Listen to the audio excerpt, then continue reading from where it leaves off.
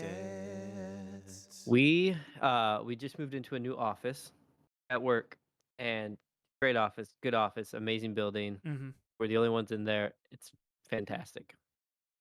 The only issue is I'm on the second floor, and my half of the second floor is hot, hotter than any other part of the building. Um, Yesterday, I walked into the office and I turned a corner and got hit with heat and humidity on this floor. Um, and it sucked. And there's been something wrong with the HVAC units. And yesterday was 82 degrees in the office when I walked in there at 8:30 in the morning. Joe, is A nightmare. your part of the floor just Florida? It was atrocious. It was so disgusting. Uh, my boss is in charge of real estate and has connections with landlords and whatnot. So he eventually, he got on the horn with the HVAC people, and apparently they had somebody out there, but it only dropped 5 degrees all day. It maintained at a crisp 78 degrees at my desk Oof. all day. So bad. A lot of big buildings like that have 2 HVAC units, and I wonder if yours was just broken. I think ours is just broken. That's all it is. Just broken. Somebody just turned the knob the wrong way on it. You know, I feel for you mainly because I complain at how cold my basement gets. So, Yeah. during the summertime, I feel like my basement is colder than like what it should be because the air conditioning runs upstairs and it blows cold air down here. So I just sit down here in like this frigid. I put on a sweatshirt to come record this because I knew it was gonna be cold down here. Yeah. Yeah, I got mine on. It is definitely colder down here I feel for you. than upstairs. I couldn't work like that. There would be I would sweat. I would sweat and I would literally pick up my stuff and go to the cool part of the office because there would be no way. Oh, I did for a little bit. And then I was like, this is like, I didn't know if it was delusion setting in or if it actually was getting cooler, but I was like, it's starting to feel a little cooler. Like, I'm comfortable with this now. I mean, but it was still 78 degrees. And, Katie and I are a little bit crazy. Not crazy. Cheap is the right answer. We keep our AC at 75 all summer. Like, Yeah. and I feel like that is warmer than what most people keep their AC. Yeah. But our windows in our house suck. So if we were to keep it any colder, Mm. we would just have constant AC running all the time. I get that. So it's like the right temperature, but it is very funny. Sometimes I'll feel like my body gets used to it and then I'm hot again. I'm like, man, why can't we just Yeah. keep this AC low?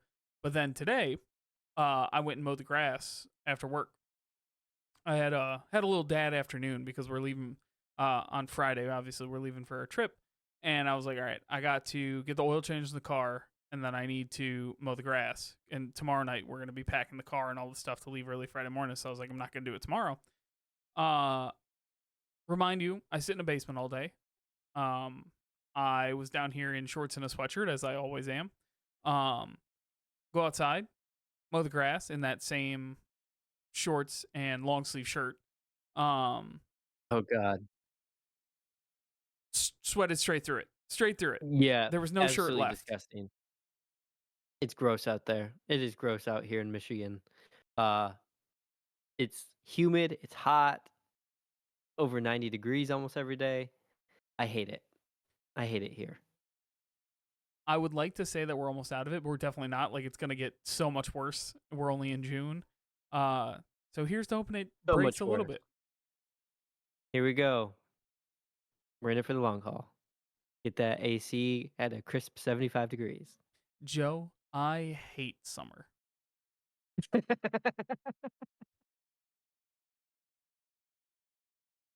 Welcome to Big Dad Energy, the journey of parenting and adulting through the eyes of two young dads. I'm your co-host, Joe Lopez, and with me, as always, is my co-dad, Jared Szymanski. Jared, how the heck are you? I'm good. I mentioned a little bit already. We're packing up. We're going on a big long trip. So I'm going to be out for that beer didn't taste very good, huh? Good old Budweiser. Well, we're packing up and going on on a big long road trip, basically across the entire East Coast, over the next like 12 days. Madman. I know it. Katie's been working on planning like what we're doing in the car for, I mean, months. Um, and so it's been a busy week, just kind of getting everything.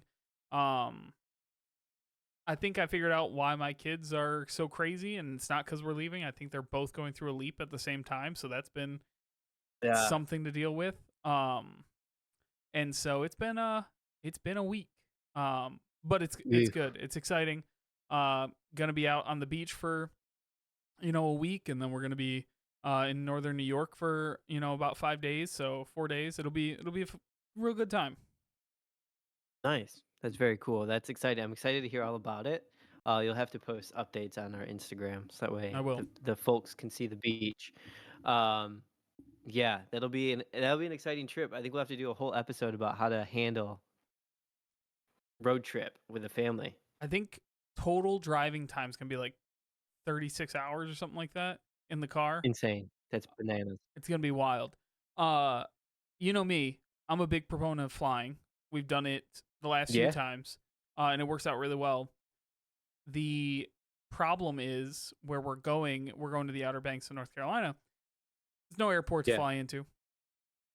You just don't. Which is ridiculous because that's where that's where the airplane first flew, Yeah. was in Kitty Hawk, Yep. It's right in those Outer Banks. wild. And I'm sure there is some small, tiny regional airport that you can fly into that costs $1 million to get into, but like, there's no, Right. there's no way. And then we'd still have to rent a car when we got down there, and it's like I'm not. Yeah. Um. So Then you gotta go through, like, at least 2 different airports and, yeah, like, because 'cause you're going from there to New York, so it's, like, a lot of airport time in a trip yeah, and with kids. adding in New York makes it so not cost effective either. Like flying back up to New York and then flying back to Detroit, it's just be way too much. So Yeah. we're taking the car route. We're doing the whole thing. Big family road trip. It's gonna test all of our sanity, top to bottom. So we'll see. Yeah. Well, awesome. That sounds amazing. I'm excited to hear from Yeah. you about that in, like, 2 weeks, I Yeah, think? yeah. 2 weeks from today, probably. We'll be home probably exactly 2 weeks from yesterday. So Nice. it'll be Very good. cool. How are Very, you? very cool. How's your life going? Man, just going. We just got a crazy rainstorm that happened for, like, 15 minutes, like, absolute downpour, like, insane amount of rain, and wind just happened, and then it just stopped within, like, 15 minutes, which Oh, I dislike so much because, like, if it's gonna storm, storm. just let Let it it go. happen, Yeah, baby. let it run. Don't give me a little bit, like, let it happen. Um, but, yeah, doing that, the kids are, uh, cuckoo bananas. Yeah. Um, absolute nuts. Grayson he's starting to, parrot, like, he's starting to, Mm-hmm. like, but, like, kids do that younger, but he's starting to go with, like, phrases, like, totally repeating everything you say with, like, very clear, you know, enunciation as best as he can, but, like, uh, God, he's getting so smart and so funny. Um, he's he's a hoot. He's so much fun to be around, but so sensitive too all the time. Just like everything he'll just cry about, and which I talk about every week. And I'm just like, I don't know how to like tell him, buddy. Like You you're don't. being a little dramatic. Yeah. It is. It's the hardest balance too, because like trying to teach, like for me, teach Ben how to be, make sure you're nice, make sure you're Yeah, gentle, but then like will fall down on his butt, just totally normal, and start crying, and you're like, yeah, my guy, I can't help you. I'm working on the yeah. bigger stuff here. Like I can't. Exactly, exactly. Other than that, doing all right. Getting ready for camp in a couple months, so planning that. Um, just kind of like planning through the next like few months of our life, like the stages of everything that it just seems like we kind of go in waves, right? Like summer is a chunk of stuff to do, fall is a chunk of stuff to do, Yeah. almost every season. So it's like, okay, summer has officially started. Now we got to look at, okay, we have plans on these weekends. We've got, camp here and here. We've got days off doing whatever it may be. So just navigating that kind of stuff. You're telling me you put off planning fall stuff until the fall? Are you telling me it's not spooky season for you right now? Buddy, it's always spooky season in this house. Cora's ready. The last week she's been talking about what she wants to be for Halloween. I've been finding lots of TikToks with stores already putting out their Halloween stuff. Um, Wild. It is June 19th. It's Juneteenth. it's time. It's time, buddy. Uh, so yeah, doing that. Oh, I went to Holmes campus on Sunday was Father's Day, everybody. Yeah, I figured we were gonna get to that after we talked about what life was, Yeah, but we'll do it right now. We'll get into it right now.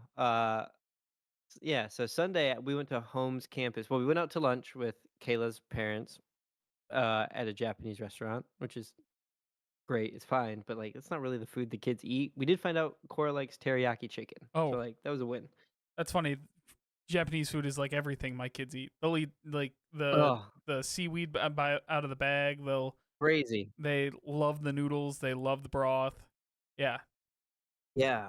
So they ate some stuff there. But anyway, we were leaving there, and Kayla's like, "What do you want to go do?" And I was like, there's a they called it an oddities bazaar at Holmes campus in Ann Arbor, which Holmes is a brewery in Ann Arbor, and they have like a brewery, and then they have a little campus event center Sure. as well. And it was just like this little, like, I don't know, two barn size facilities that had, vendors in there selling like animal skulls and jewelry with animal skulls and animal skulls on mounts and butterflies pin everything that is very much a Lopez event. Just Uh huge you energy. yeah, it's great. I loved it. So we went there and then we just stayed and had some beers, and my niece and her boyfriend and their son happened to be there too, so we called them in to sit with us. We like hung out there and got French fries from the food truck and hung out and had beverages. But it's a very cool place to be at. I had never been there before. It was a super chill vibe. Loved it. Loved the beers. It was great. It was a good time. What did you guys do for Father's Day? Katie gave me a couple options. It was I could sleep in and she'll take the kids somewhere and I can have the morning to myself, or I could go golf in the afternoon. So I ended up going golfing. Um, Of course. I made like a last minute decision because the offer was presented last minute. Like Thursday, she's like, "Oh hey, by the way," I was like, "All right, well," um, but yeah, it was relaxing. We hung out, didn't do too much. We had a bunch of like stuff we had to get done in the morning, just like errands Yeah. running for this trip that we're going on. It was last day of the weekend and all that stuff. So did all that in the Right. morning. Um, and then I ended up just going golf in the afternoon. It was nice. It was hot. Um, Yeah. but So it I it was the course that I golfed is there's no good way to explain this. The course I golfed is an old landfill um mm, out in like northern Troy. Um but they took the landfill, took all the dirt from the 696 project and then covered this landfill with it and made a golf course out of it. Decent nice. recycling, A lot of dirt. that I mean 696 is a huge highway. So um yeah, so they ended up coming in and making it a golf course. But obviously, it being a landfill, it's super hilly. Like it has a really big Yeah. hill, like it has really big hills and stuff, and it's very windy because of the hills. Um, so it actually ended up feeling not too bad because the wind was blowing. It was pretty good. That's good. Um, but yeah, it was nice. Hung out. Ended up getting me and our buddy DeRoja golfed, and then got paired up with a gentleman from the Flint area and his son that had come down to golf for Father's Day. So, pretty good time. Hung out, did that, came home, fell asleep early, just like any other Father's Day is meant to be. Excellent. That sounds great. Yeah. Sounds relaxing. I'd like to golf one Father's Day, but first I need to learn how to golf and how to hit a golf ball. Uh, I'll tell you this. So get on it. Golf is relaxing if you know how to play and play it well, or if you don't know how to play at all. If you're like me and you know how to play and don't play it well, it's not relaxing at all. So Just a nightmare. just upset the whole time because like I know how I should be doing this. Why am I not doing it? Right. And then Yeah. so that's what golf That's is. funny. So I say relaxing now, 4 days removed. I came home Sunday night. I was not relaxed in the slightest. Just angry, smashing your clubs and, you know, shotgunning beers when you get home. I'll tell you this too. The frustrate it's not even that frustrating because again, it's just golf. It's not like it's like anything important. But with kids, I just don't golf very often. There is no Yeah. time, right? There's no my days are packed top to bottom and when they're not, they get packed. That's the way being Totally. with kids works. Um so I only have these like few chunks throughout the year where I get like to golf. And back when I golfed a lot before kids, I was just learning how to golf. I had never like learned before. I was teaching myself through through YouTube videos, and I just learned in college. Yeah. And now I feel like if I practiced, I would get better. Like that's just plain and simple. I feel like if I golfed more, I would get better.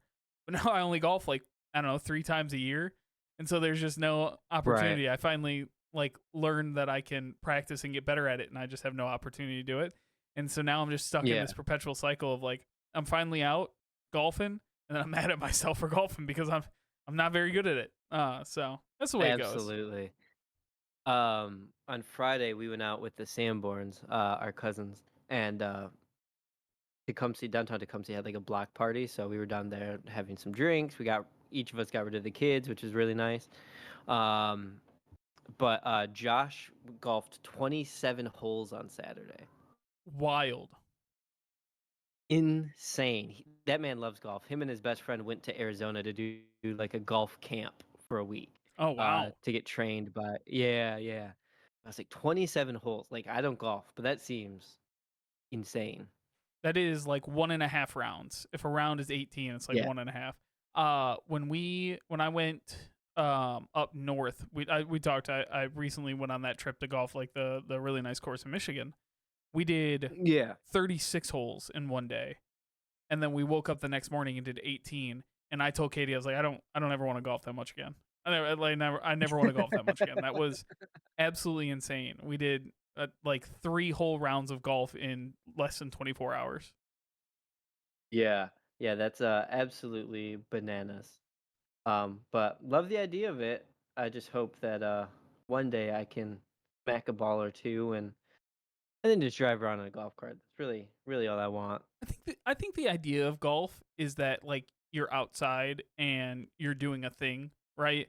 Like that's the fun part is like you're outside, you're doing a sport, and it's not super labor intensive. Mhm. Like I'm not playing flag football where I have to sprint routes or like throw a ball or anything like that. It's just riding a cart to my ball, hit the ball, sit back down in the cart and ride. Like the idea of it is very fun. Um, Yeah. but then again, the execution of it sometimes is just maddening. Yeah, absolutely. Um, well, neat. Cool. So what I want to do now is I'm gonna transition into a conversation with you about your life and Ooh. kind of what has led you to your being here today. This stemmed from one of our favorite people of all time, Brendan Lee Mulligan, getting interviewed by Hank Green. I was like, you know what? I want to do that with Jared. I'm gonna try to take like 30, 40 minutes here and just question you, just really, you know, drill ya and Okay. see, Well, you know tell me, us I'm about your very life. very reserved. I don't tell a lot of things out loud, so. uh, yeah. So I want to start with before you got here to where we are today. Um, you know, your biggest claim to fame. Oh boy. Um I've had a couple. Before, yeah, I would say before FeedSpot named us the number 2 best first time dad podcast. Hey, put it on the wall, all right? Put it on the wall. So, I've had a few at different milestones in my life. Um, I've always been super into leadership, I'll call it. Um, Yeah. so much so that I started studying politics when we were in college. That's what I went to school for, was politics. Um, and I've never been shy to talk about politics ever. Um, Yeah. but Just not on this podcast. no, this is not a political podcast. Um, we so if I go back all the way to early days, um, I've always wanted to be someone that people can trust. That's just kind of always been Mhm. a driving force to who I am. I've always wanted to be someone people can trust. Um, and so with that, a lot of times that led me naturally into leadership positions, just like Yeah. finding myself at the front of whatever it may be. Like I e, even as like a little kid, they gave us like playbooks for football. I would memorize the whole playbook, so if somebody had a question, I could answer it for them. Right? Right. It didn't make me any better at football. I just knew all the answers to the test. Um Right. and so as time went on, I kept finding myself in that leadership position because I naturally just wanted to be somebody that people could look up to. Right? I just wanted to be Yeah. like that guiding example. I've always been a little bit more mature too. I think that just comes naturally with um Being some a of my baby. being some of my life experiences have led me to being that person, I would say. I like Yeah. the having to, navigate the waters that I navigated growing up between my parents being divorced and being, and having to go back and forth a lot of places. It just leads you to having to be more mature more quickly, right? Um Yeah. so all of those things led me to leadership positions. So a couple of those milestones that you're talking about, like what was my claim to fame before this, is like I always found myself in pretty high profile leadership positions, right? So like I was captain of the wrestling team for one thing, but I was also student body president. So I was elected by my entire high school to be the president my senior year. Um Yeah. and then going to college where we met in the fraternity, we ran against each other to be We fraternity ran president. against each other to be Um president. and I wa- I didn't win. Spoiler yeah, alert. spoiler alert. And stupid little 19-year-old me became the president. young Yeah. Youngest president to date of our fraternity. Um Yeah. and so in that, I just kept finding myself in these leadership positions. So those were, I would say, probably like the milestones that led me there. Um Naturally, I burnt out. I think when you start Yeah. finding yourselves in those positions without a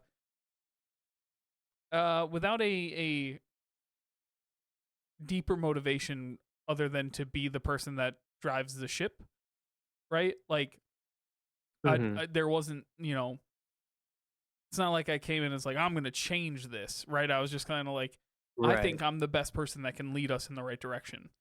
Um Yeah. and while I can do that, I there's not a lot of deeper motivation, so I ended up getting burnt out on that. So I would say those are Yeah. probably the milestones that kind of led me here, and honestly have led me into wanting to be the dad that I am today, is continuing to wanting to be that person that my kids can trust, and being that person that my kids can look up to, and be that guiding light for them. So Nice. So let's take it back. You're born. Um, August 31st, 1993, baby. Nailed it. A young boy child you are. Um, what I mean, your parents were divorced. How old were you when your parents got divorced? I was not even two, or just around two. Okay. They split up when I was maybe one. So I have no memory of my parents together, if that answers that Yeah. question. So when that happened, um, where were you living at when that occurred? And when the split happened, um, what was like the difference in locations between the two? Yeah, great question. So we were in Connecticut. I was born in Connecticut. We lived on the naval base in Connecticut. Um, and my mom stayed in Connecticut. And I'll be honest, I don't know. My dad was stationed there, right? Which is how Right. we were there. I don't know how long my dad lived there. I only ever remember my dad moving to New York, or living in New Mm, York. Um, yeah. so I don't have a good frame of reference. Um, when I start to get memories and when I start to like remember time, my mom had already met my stepdad, and then we moved to Orlando and South Carolina. Or we were only in Orlando for like 9 months before we moved to South Carolina.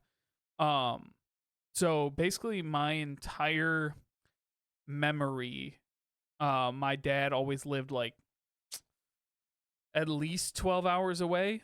Um, and then in high school, he actually moved to Michigan, but lived here on the east side, and I lived on the west side. So we were still like 2.5 hours apart, or like 2 hours apart. And Right. so on like weekends and during holidays, we would like meet halfway in Jackson, and switch off. So Gotcha. So you grew up, I mean, you were in North Carolina. How long were you there before you came to Michigan? yeah, 5-ish years. Okay. Yeah, so Okay. And it was Connecticut for 5, and then South Carolina for 5, and then Michigan for like 13, 17, right. something like Okay. that.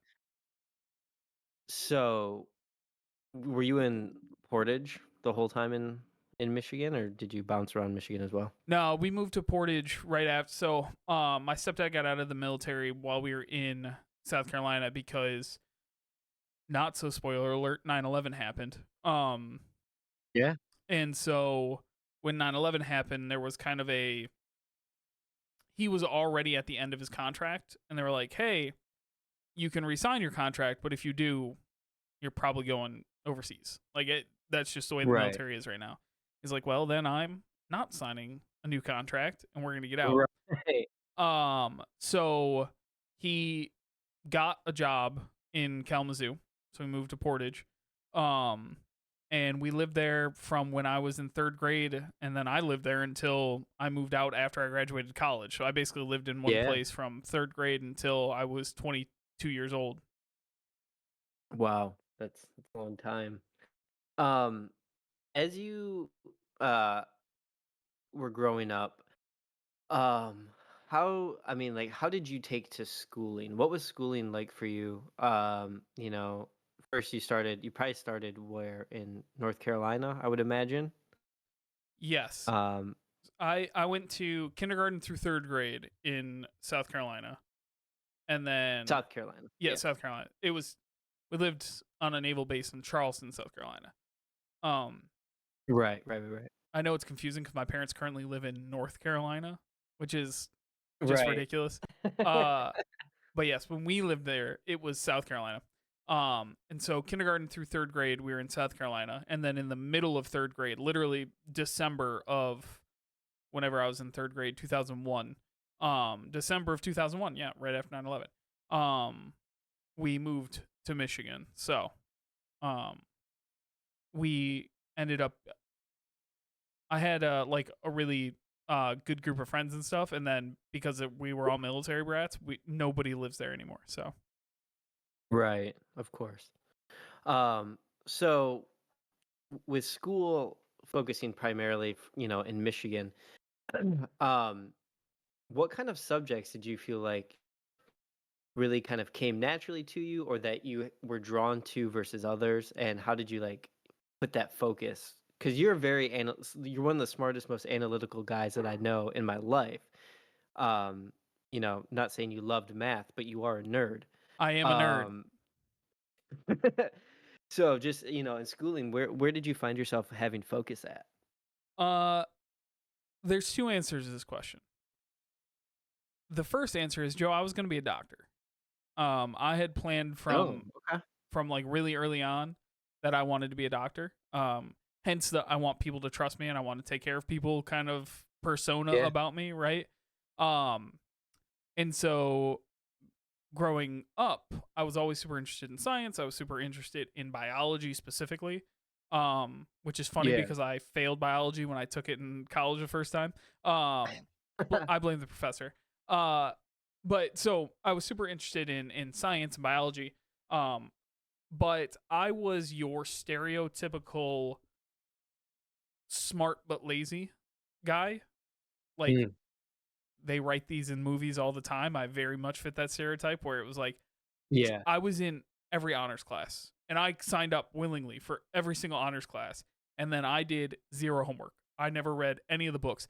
Joe, I had to give a 20-minute speech on Hamlet, and I have never read Hamlet cover to cover.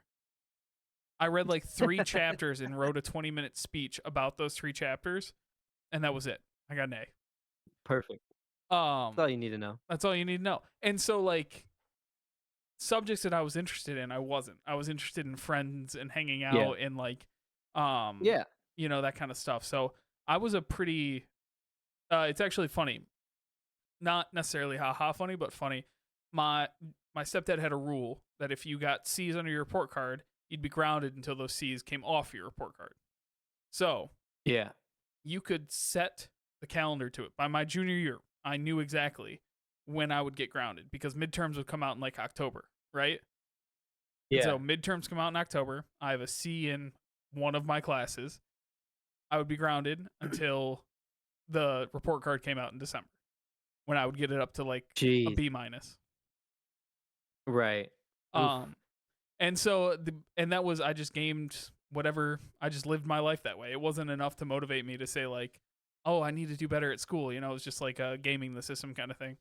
Um, and so really, I just school wasn't that interesting. And honestly, so kind of getting into throughout schooling and when we get into like college right before you and I met, um, I was going to Michigan State to be a doctor. I had gotten into actually I waited, surprise, surprise, waited until the last minute to send in my college applications. So I actually got waitlisted Right. at Michigan State because so many kids from my high school applied to Michigan State.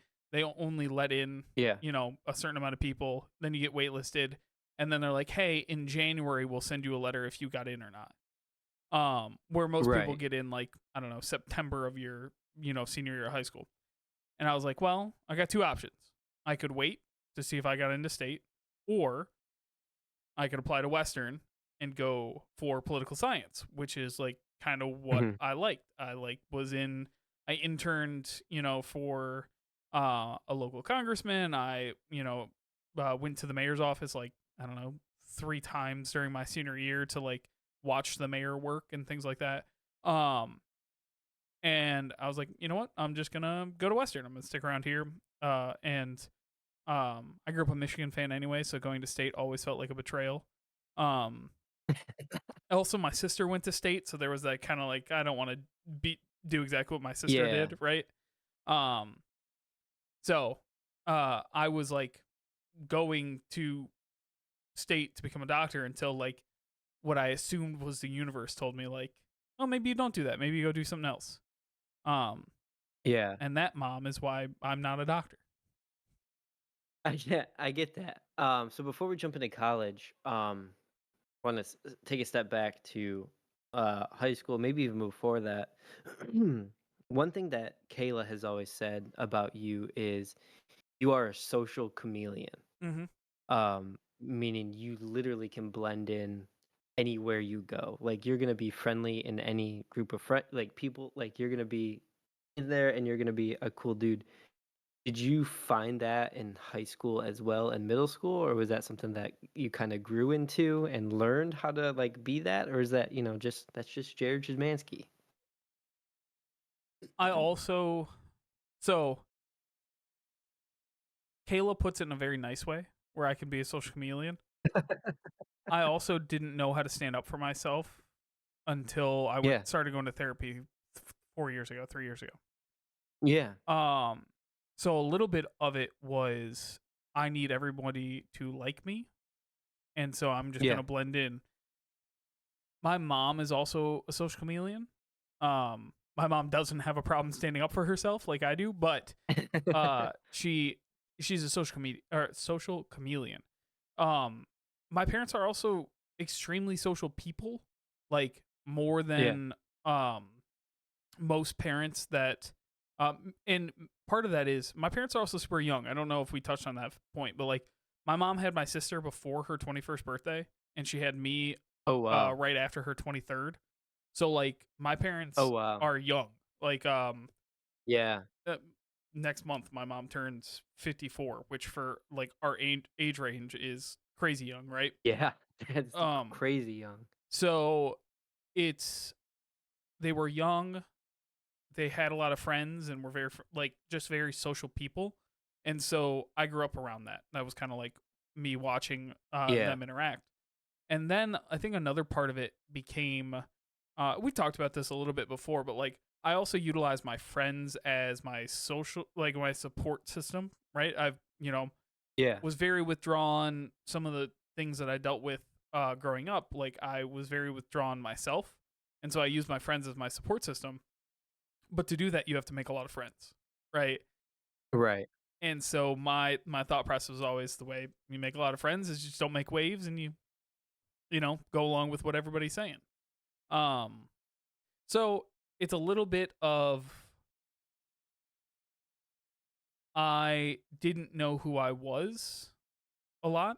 I'm actually not less of a social chameleon now. I just have less energy for it, so I'll just like be quiet. Yeah. Um, but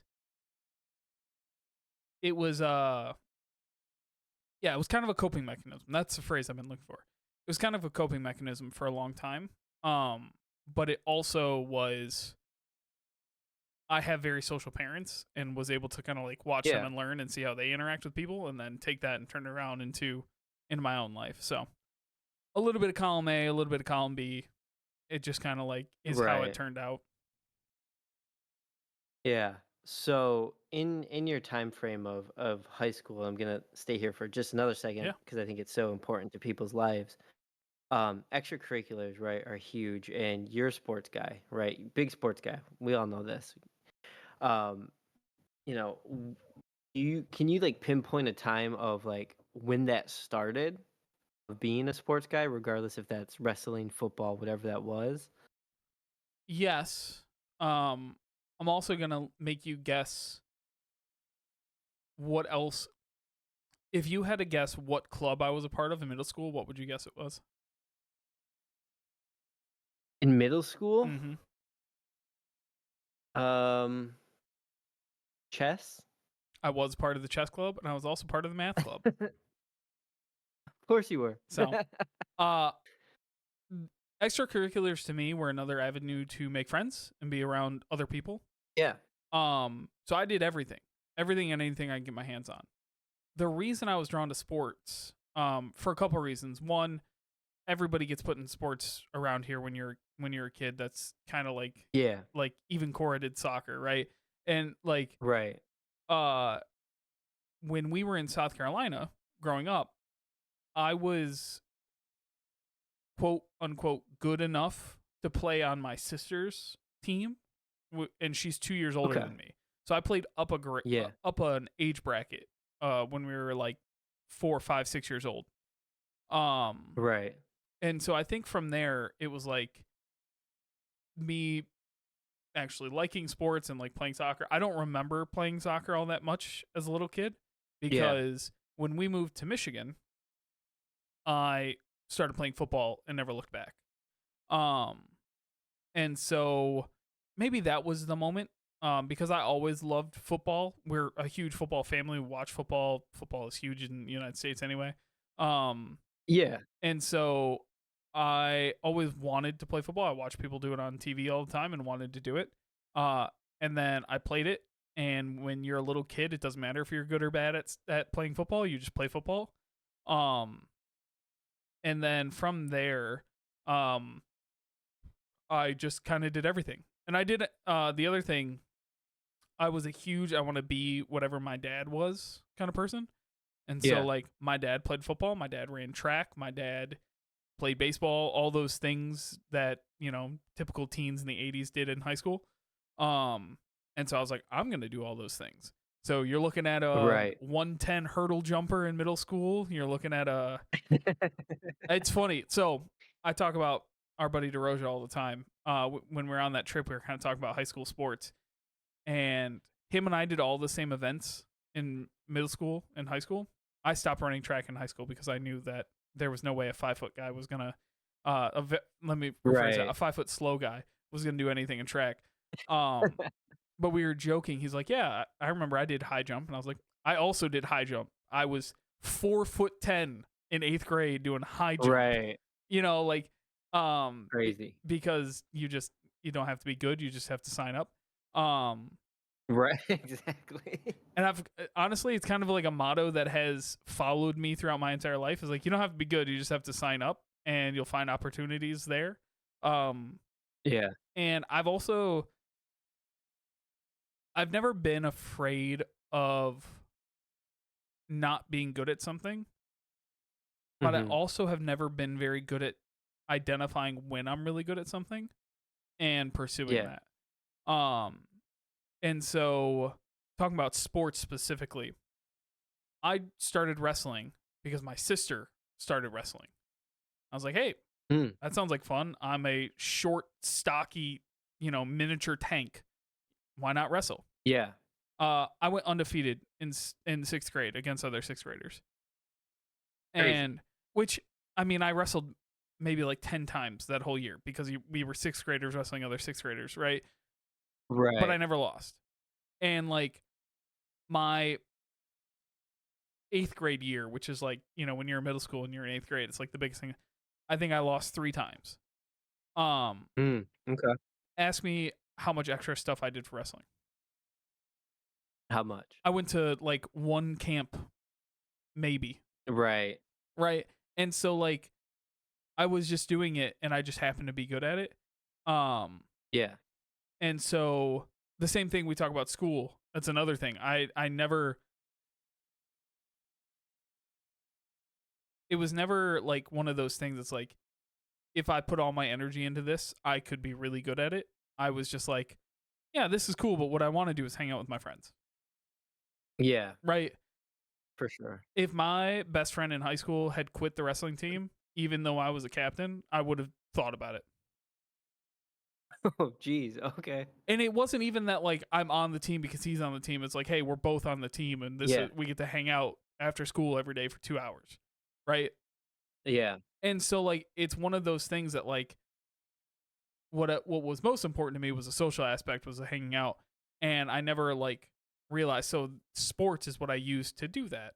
Um, Mhm. and so I even now like I play shortstop on our softball team, and Katie the other day was like, "Wow, you're really good at that." I was like, uh, "Yeah, but it doesn't matter. Like I'm not here to be good at shortstop in beer league softball. I'm here to sit here for an hour outside and hang out, and talk with people." Right. Um, and so like it's that's what sports have kind of always been to me, except for football, which I started playing because I really wanted to play football, and Yeah. then I found out that football doesn't like 4'10", 105 pound guys playing its sport. Right. That's just like not the archetype that really fits a football True. player. Yeah, that's funny. You're built like a hockey player. And you know what's funny? Hockey's the other thing that I really wanted to play because the Red Wings when we were growing up were huge, and Yeah. my dad, Oh, my amazing. stepdad were all from Michigan originally, right? So they always watched the Red Right. Wings. And I asked when we lived in South Carolina, I was like, "Hey, I want to play hockey." And my stepdad was like, "I have to be real with you. There's no way we could afford for you to play hockey because like Yeah, it is crazy. hands down the end." And it's always been that thing that I wanted to do and never could do because it just is Yeah. an insanely prohibited sport from a financial standpoint. Even now, Katie went to there's an ice cream behind her parents' house and they went for a walk and there were flyers outside and it's like, "Hey, Ben's old enough for youth hockey." They have like a 3-4 year old, and I've talked to hockey players. DeRoja played hockey through college, Roja, yeah, yeah. and he's like, "I have a pair of skates that I bought for $300. That full price are $1,300 for a pair of skates, In insane. and Absolutely you bonkers. have to pay for that every year. Essentially, their feet grow every Yeah. year, and it's like." Yeah. I remember complaining my mom complained that my wrestling shoes were $100 and I wanted a new pair every year Right. for $100, not 1,300. Yeah. Yeah. It's crazy. So, anyway, Um, that's my sports background is there's two sports that I've wanted to play because they were sports, and that was hockey and football. And I never played yeah. hockey.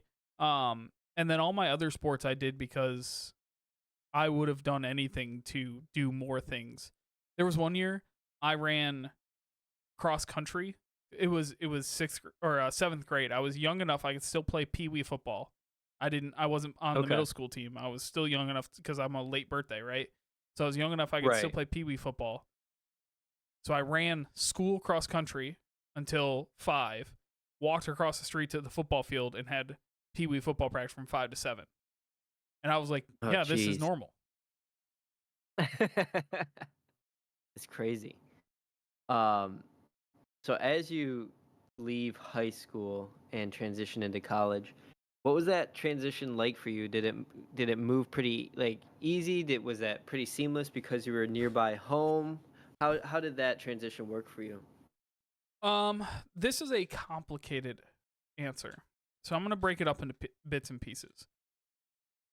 We've talked about it on here. It's pretty well known, but I've dealt with depression my entire life. Um, Mhm. it wasn't something I labeled as depression until I got to college.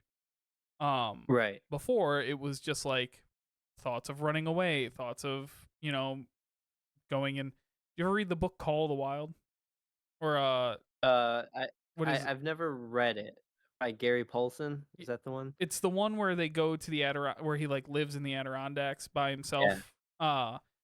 Yeah. That book was like my idol. Like I used to dream that I would do that, Right. like go be a hermit in the woods somewhere. Um, and so like I had those thoughts growing up, didn't really know what they were because, you know, this wasn't something openly talked about growing up until I got to college. Yeah. Freshman year. Oh, and another kind of caveat to this. I always told my parents because I had that mindset like I'm going to run away, I'm going to go, but I also had that like delusion of I'm going to be famous someday. I'm going to be big Yeah. and important because I think going along with like the same feelings of wanting to be liked and wanting to be, like accepted and finding a place where you belong, like all those feelings, if you become famous, like people have to do that, right? So like Yeah. I had always joked with my parents and said, I'm going to go to college very far away. I'm like, I'm going to move across country. You're never going to see me again. My mom would be like, that's so sad. Why do you say that? I'm like, I'm going to do it. I'm just going to go and nobody's ever going to see me again. Cause I was a little asshole, like most, high school students. Right. Um, and so obviously things changed as I got a little bit older and then I went to Western, but I still had this, like, I need to get out of school and reinvent myself, right? Like Yeah. I I had some friends that went to Western with me. They weren't like my best friends, but I had some friends. Yeah. And Yeah. so I went through that natural process of like, I need to go and reinvent myself. I need to go and be a new person and do the things you do when you become an 18-year-old. I also, if you couldn't tell by everything, my parents were really strict growing up. I had a strict Yeah. curfew. I had a bedtime till I was like 17 years old. Like Right. it was, my parents were really strict. And so in that, I had that rebellion factor when I went to college. I was like, I'm gonna do whatever I want and be wherever I want. Um, and so I did that. And that first semester, I made like one new friend. I Right. knew a lot of people, right? Like that part of me Yeah. still stayed. I knew a lot of people. I was friendly with a lot of people. But like at the end of the day, I was hanging out with our buddy Matt Paleo. That was it. I had made one friend. Yeah.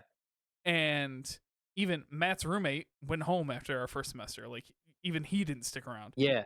And so I was it didn't help that Skyrim also came out for, first Oh semester of my god. freshman year of college when I Yeah, yeah, wanted yeah. to do nothing but play video games.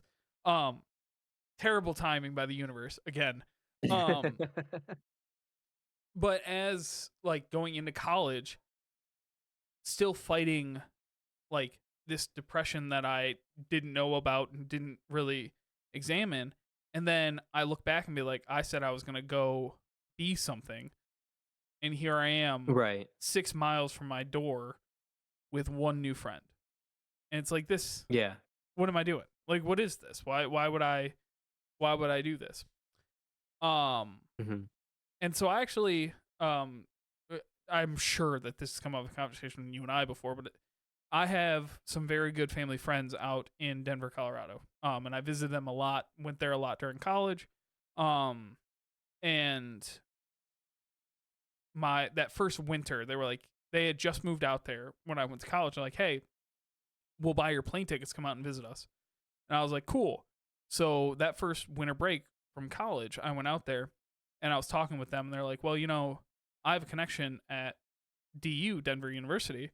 Um, if you want to transfer and come live with us out here in Denver and go to DU, we can get you in.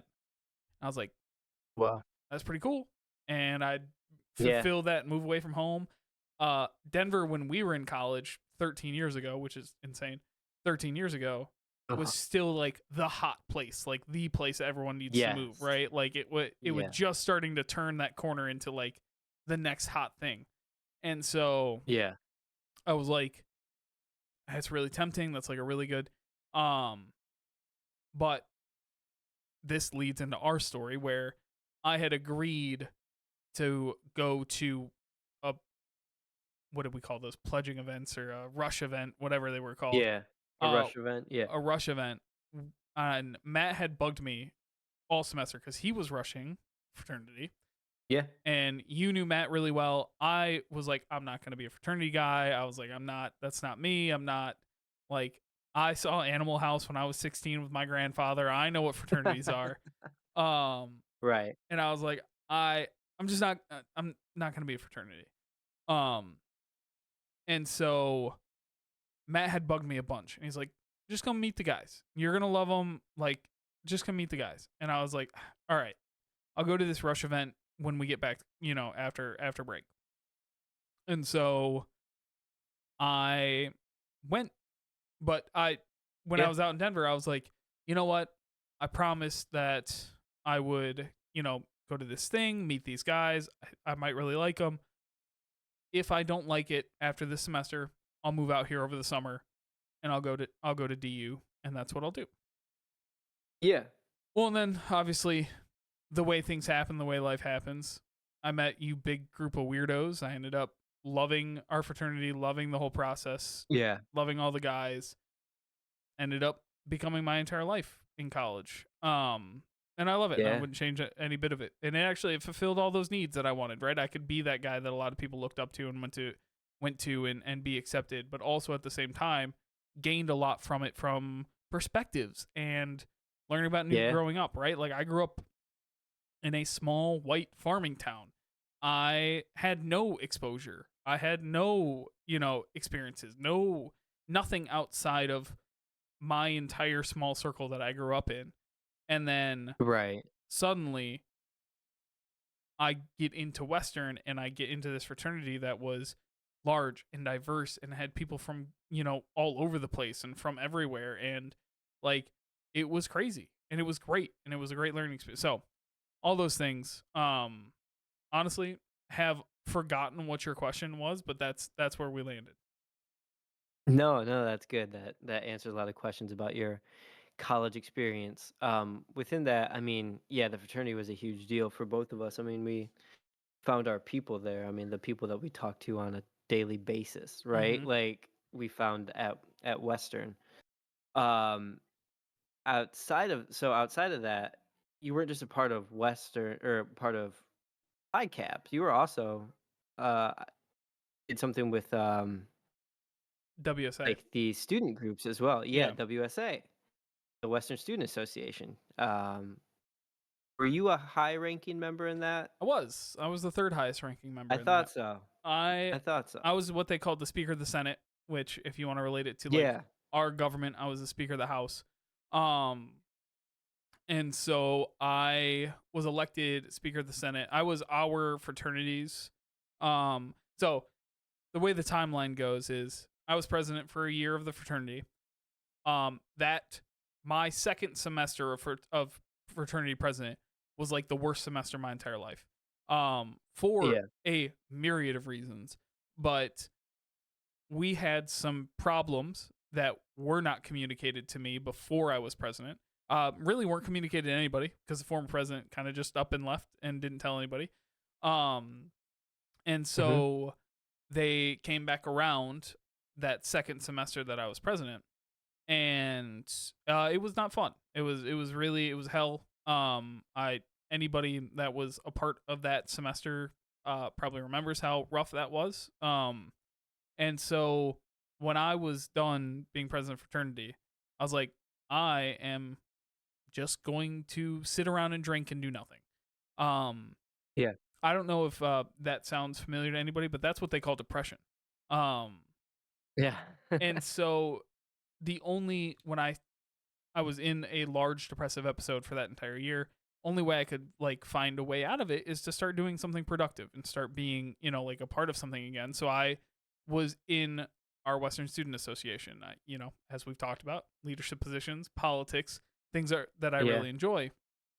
And so I started going fairly regularly. And then at the end of the year, I ran for Speaker of the House and got it. And so I was funny enough, it's where my now wife and I actually like got to spend time together because she was Chief Justice of Okay. WSA. We talk about that time a lot. I thought she hated me. She said she thought I was really cute. There is no way that has ever come across in any of her mannerisms that have ever existed. Um, Right.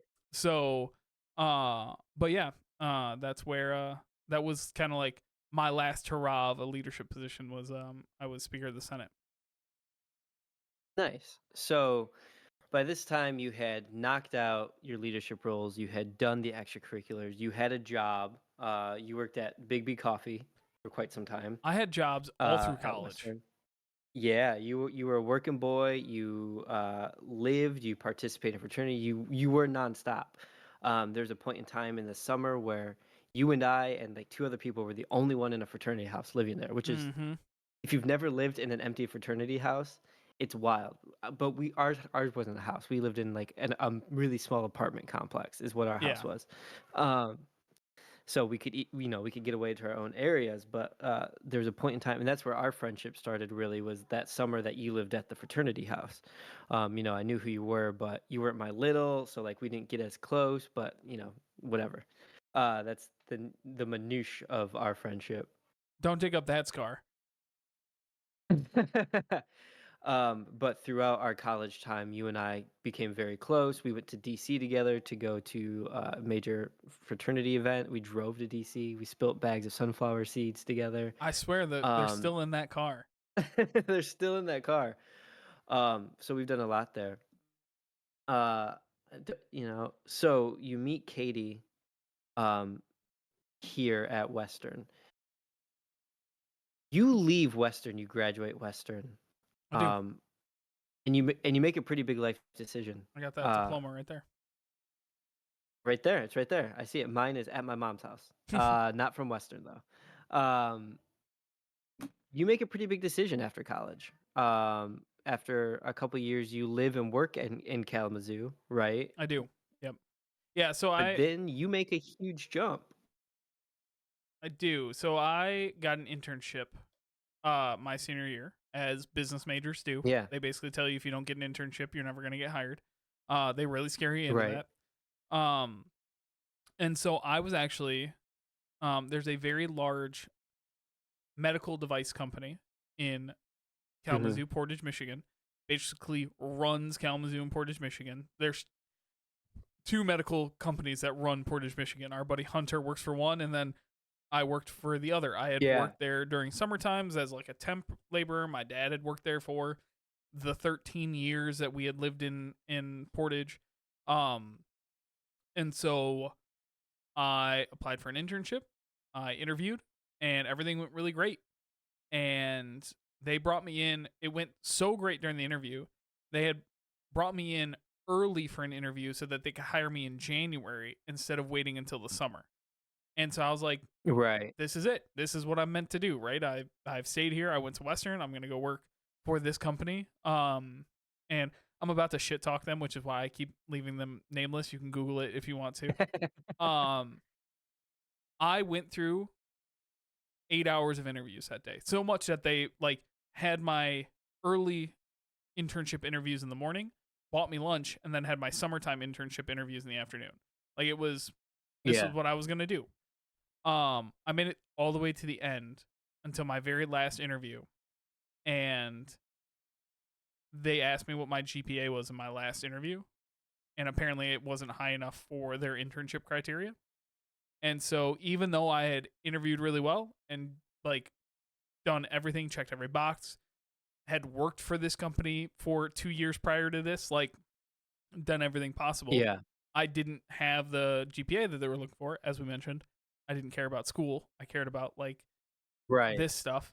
Um, and so they called me over Thanksgiving and said, "We're rescinding your internship."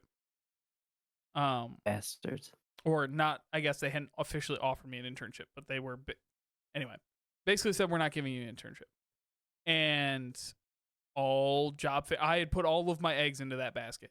I literally knew the head of HR at the company who was on the trip to my parents' house. My parents had just moved to South Carolina that winter. The head of HR from the company came to South Carolina with me to visit my parents. Like we were family friends. Like Yeah. it was just wild, right? This whole thing. I'd put all of my Yeah. eggs into this basket. There was no way that it wasn't going to work out. And then it Yeah. didn't. And so on like a last minute thing, I went to a January job fair where that's like where all the rejects go if you didn't get an internship from the fall job fair. And I was like, I got to find something or else I'm going to keep waiting tables, and I would have made good money, but I'm going to keep waiting tables Yeah. and maybe I'll wait tables for the rest of my life. Who knows, you know? Um Right. and I ended up getting an interview with a smaller company. And they basically were like, "Hey, you want to travel this summer?" I was like, "Do I have to pay for it?" And they're like, "No, the company's gonna pay for it." I was like, "Yeah, sign me up. That's all I need to know. Yeah. You're gonna pay for me to get on airplanes and go to hotels? Yeah, sign me up." Right. Um, and so I did. I got this internship for this company that's been a formidable part of my life, Thermo Fisher Scientific. Um, and the rest is a little bit history, but I ended up working there, doing really good work as an intern. They hired me on full time. And then the big formidable thing that you're about to talk about happens. Yeah. You move to Kansas City. I do. A huge move, which was at that time, how old were you when you made the 22. decision to 22? That's young, Mm-hmm. right? To like really step away. Now, it seems like a lot of young kids graduate college and move out. But to me, this is the moment in my life where I say, I love Jared and I'm gonna miss Jared, but I'm looking up to Jared because at this point in time, you were 22, I'm 23. I see a guy who is in a full-time job at such a young age, making big decisions, doing big things, and making big moves. And this is a moment where I go, damn, he's doing something with his life, and I'm a little jealous of it, because again, you're 22 years old making this decision to take on this job and head down to Kansas City. Mm-hmm. And what was that decision making like? And that a quick brief of what your time down there was like. There's two different things to talk about with this. The first thing is I moving there was the absolute correct thing for me and Katie, for our personal development, for our relationship development, for getting out and making a new city our own, right? Yeah. It was exciting. It was adventurous. We found new bars that we liked. We found things that we wanted to do. We like it was just Katie and I and the cat, and the city was ours, right? Like it was Yeah. really cool. So from a personal standpoint, it was phenomenal. From a professional standpoint, it might be the biggest mistake I've ever made in my career. Mm. And so I have these complicated feelings about this moment, which I would consider like a cornerstone moment of my entire life. Yeah. Because we talked about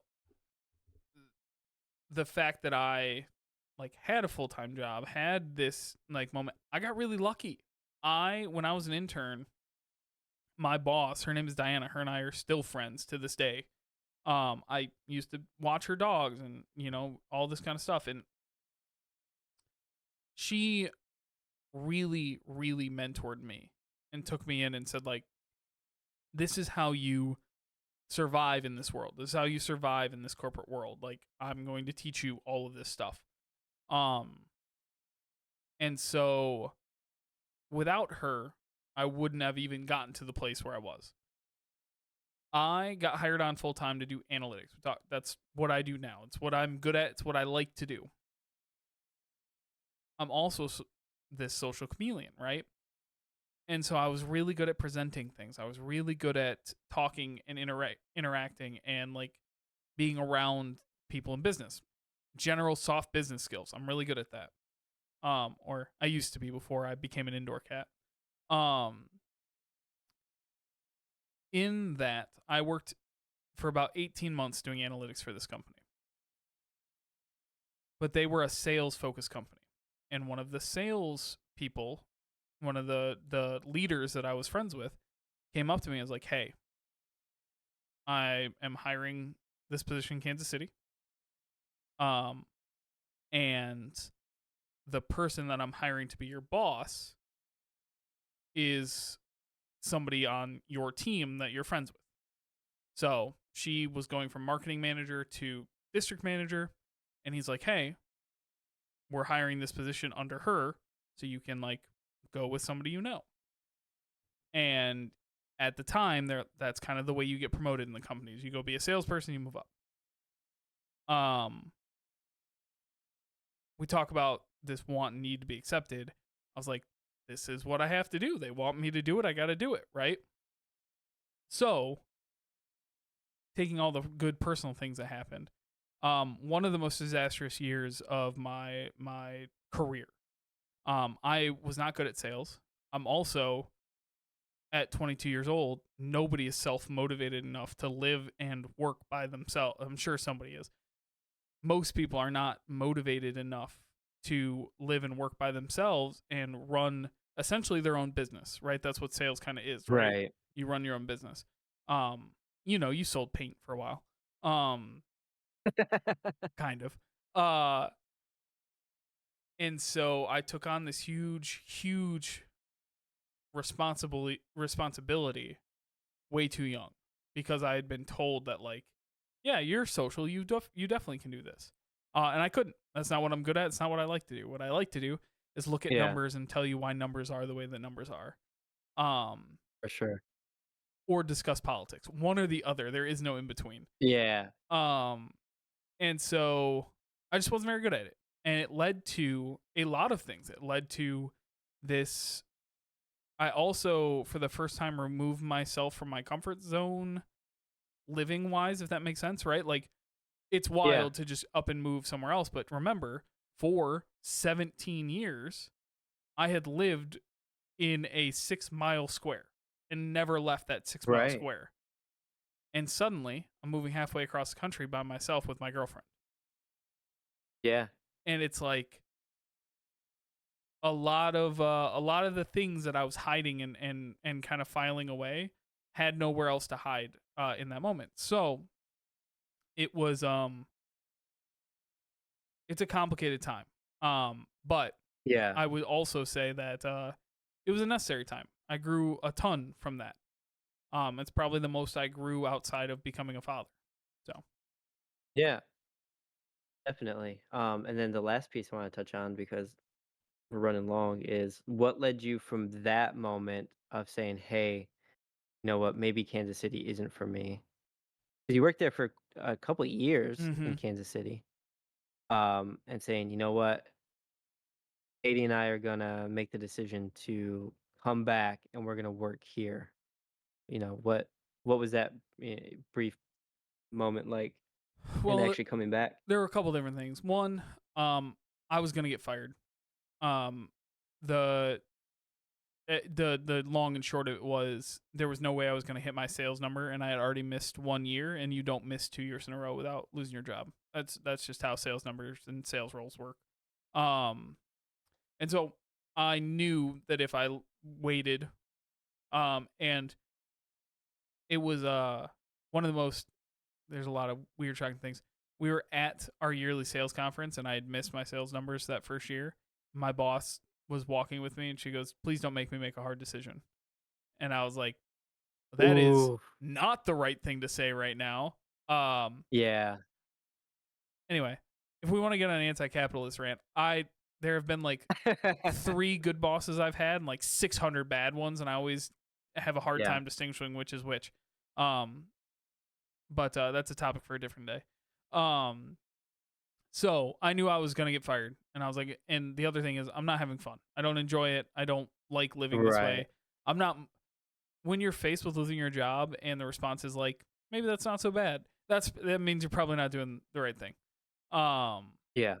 and so uh, I was like, I want to get back into analytics. I want to do numbers again. I'm doing numbers on my own stuff right now. Like I want to get back into analytics.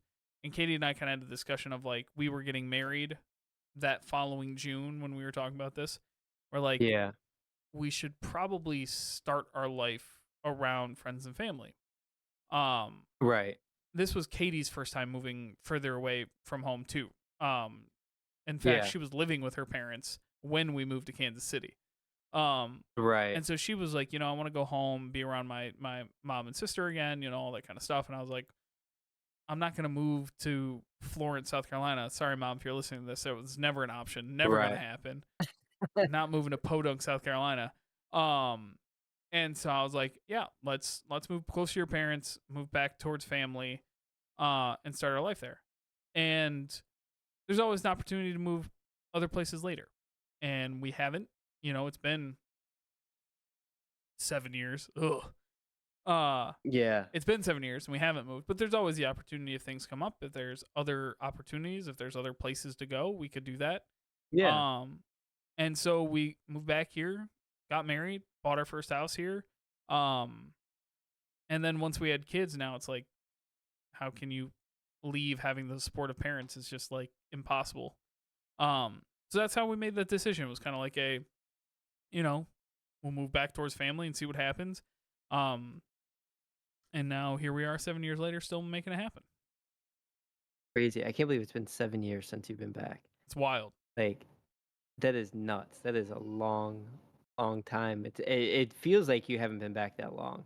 Um, but it also feels like we haven't been making this podcast for 4 years. Telling Um, you, brother. well, I have probably a ton more questions for you, but we can leave those for another day. My kids are getting angry and are fighting sleep. I But get that. thanks for answering some of my questions about Yeah, your dude. life. And now everybody knows all about you, except for your social security number, which we could give out right now. Um, just kidding. But I appreciate it and thank you so much. And thank you all so much for listening. We really appreciate you. I hope you enjoyed Jared's life. I enjoyed Jared's life. There's, like I said, a ton more questions that I'm sure I'll get into one day Sure. about his life in Kansas City, his actual like adulthood time, what led him to his careers and things like that. Fortunately, we've been recording this for like over an hour already. Hour and 15, Um, Joe. It's not a record, good but God. it's knocking on the door. Yeah. So thank you for listening. We really appreciate you. If you haven't already, give us a like, a comment, a subscribe, a rating, review, all that good stuff. We really appreciate it. We appreciate all the help you guys throw our way. Go check out our website at bigdadenergypod.com. Go follow us on our social media. We're at Big Dad Energy Podcast on Instagram and YouTube, at Big Dad Energy Pod on Facebook and Twitter. Um, Speaking of YouTube, like, rate, subscribe, click the bell, whatever you do. If you're watching this on Yeah. YouTube, if you're not, go find us on YouTube. Drop a subscribe. That'd be great. Um, And thank you guys so much for listening every week. We really appreciate it. Hope you enjoyed it. If you didn't, go comment on the YouTube and tell me how much you hate it, because drive up those engagement numbers, baby. So thank you guys so much. We appreciate you. I'm Jared Szymanski. I'm Joe Lopez. Remember, break your tongues twice before you use them.